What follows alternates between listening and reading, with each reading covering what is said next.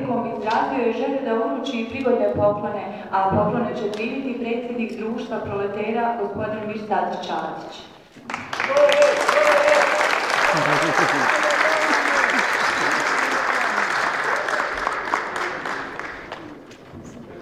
Dragi proleterovci, dobroveče i srećan vam jubilej.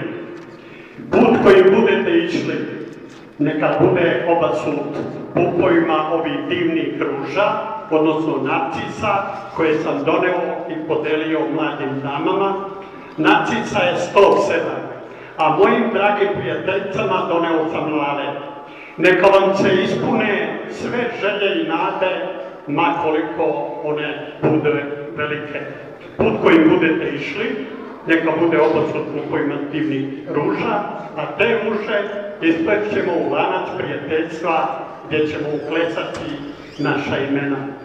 Naprijed, hrabro i slobodobno koračajte po životnim stazama, to je poruka od vašeg istinskog prijatelja Jovana Mihajla.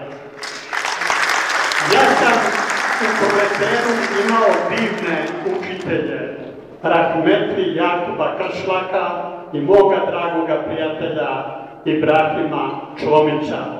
Večeras je moje srce veliko kao Trebević, a široko kao Vojvodina.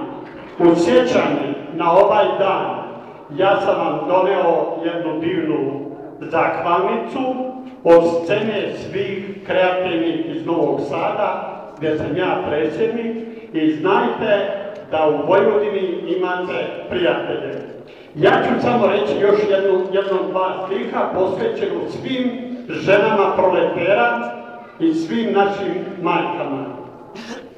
Žena sve i svuda, žena kruna truda, žena moć i snaga, žena uvijek draga, ima divno tijelo, žena cvijeće bijelo, žena je slovo u riječi, žena na srce liječi, dobiva što hoće, uzima što želi, usne joj rumene, tijelo joj se bijeli, žena nježna mati, žena mome tati.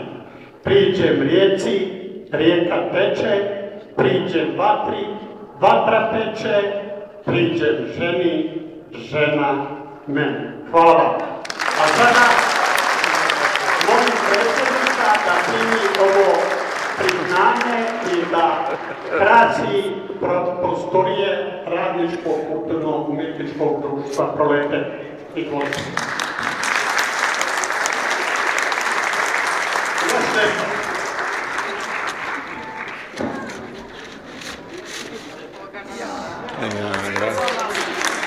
Iz srca Hrvatske, 2012. godina. Molim vas, evo ovo je da se večeras malo i, što kažu, zapadimo.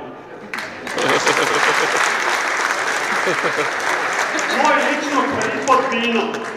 Molim predsjednika da preuzme vino, a obećao sam mom dragom prijatelju Adi, pa ga molim da dođe da primi ovu ličnu rakije sa znakom svoj put proletera.